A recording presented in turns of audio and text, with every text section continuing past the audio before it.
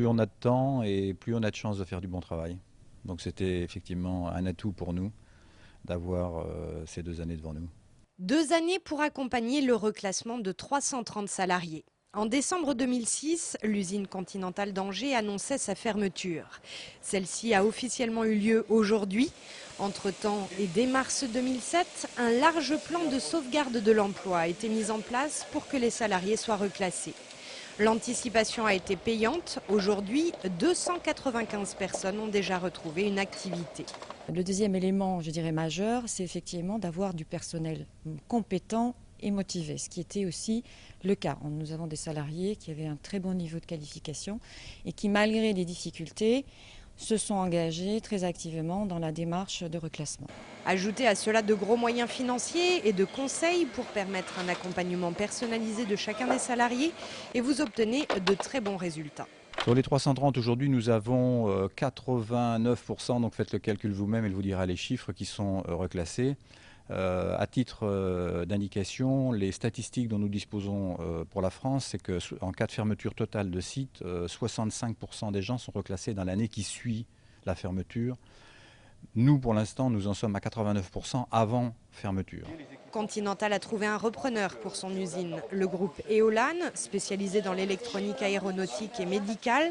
Éolane a conservé une partie de l'activité de Continental, la production de régulateurs automobiles, qui nécessitait le recrutement de certains salariés de Continental. On a eu de nombreuses candidatures, nous n'avons pas pu retenir tout le monde, mais nous avons fait un recrutement de qualité et donc nous avons 60 personnes qui, au 1er septembre, ont rejoint Éolane en provenance de Continental. Une page se tourne dans l'usine du boulevard des Trichets. Au mois de février prochain, le groupe Éolane y regroupera l'ensemble de ses 230 salariés. Reste à Continental à reclasser encore une petite cinquantaine de personnes. On a tous les moyens pour le faire et tous ceux qui voudront s'engager activement dans une démarche d'emploi seront reclassés. On a pris cet engagement et on le tiendra. Plus de 1200 lycéens ont manifesté leur mécontentement à Angers cet après-midi. Mais pourquoi étaient-ils aussi nombreux alors que le ministre de l'Éducation nationale, Xavier Darcos, a annoncé ce matin qu'il reportait la réforme du lycée. Qu'elle soit maintenant ou qu'elle soit plus tard, ce sera la même chose. On n'a pas spécialement envie d'attendre des années, on préfère continuer le mouvement tant qu'il est présent maintenant dans les lycées, plutôt qu'attendre ridiculement qu'il passe sa réforme quand on ne sera pas au courant. La réforme du lycée était initialement prévue pour la rentrée 2009.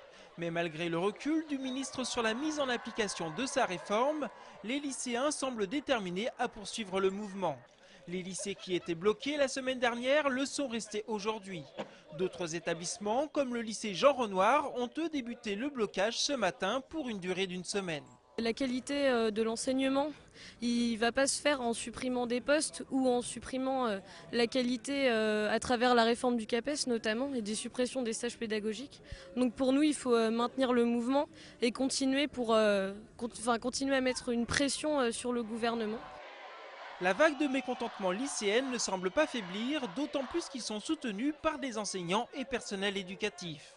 Au lycée Jean Moulin, comme dans d'autres établissements en France, l'occupation des lieux a d'ailleurs été décidée pour cette nuit. 8,5%, c'est notre chiffre du jour et c'est le taux d'augmentation que Christophe Béchu souhaite voir appliqué aux impôts du département pour l'année 2009.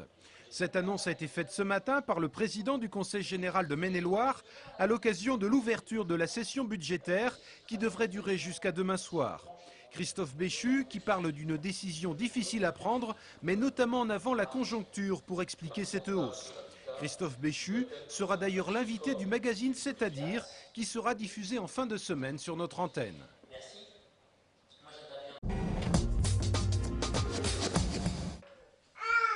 19h30 dans un quartier résidentiel de Trélazé. Véronique prépare le repas pour ses 4 enfants, seule. Elle fait partie des familles dites monoparentales.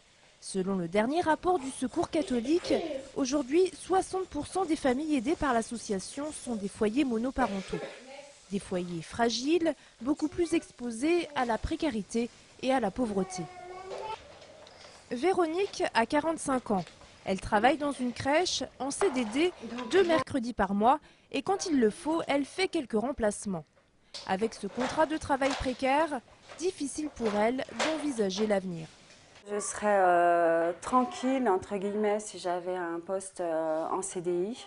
Parce que là, au moins, vous pouvez vous poser, vous pouvez faire des projets, vous pouvez partir en vacances, vous pouvez gâter vos enfants parce que vous savez que vous avez un salaire qui tombe à la fin du mois.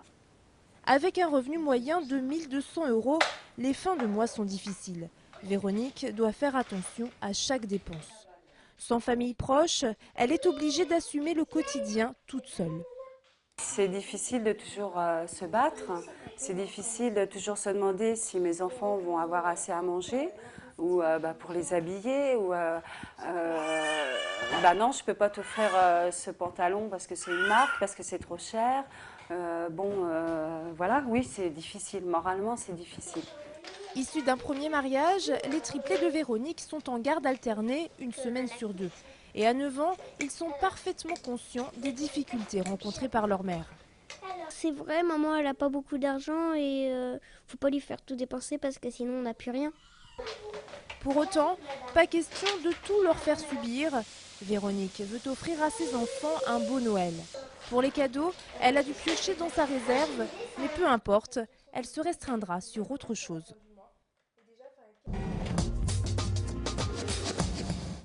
Les organisateurs de la manifestation avaient annoncé une grande cuvée.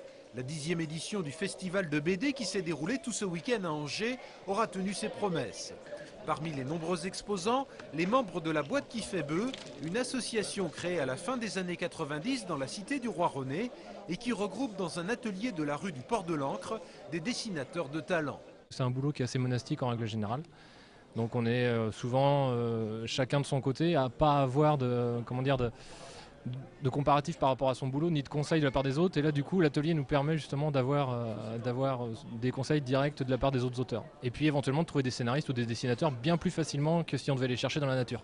Depuis sa création, la Boîte qui fait bœuf a fait émerger quelques talents reconnus comme Olivier Suppiot qui a décroché en 2003 le prix du meilleur dessin au Festival d'Angoulême.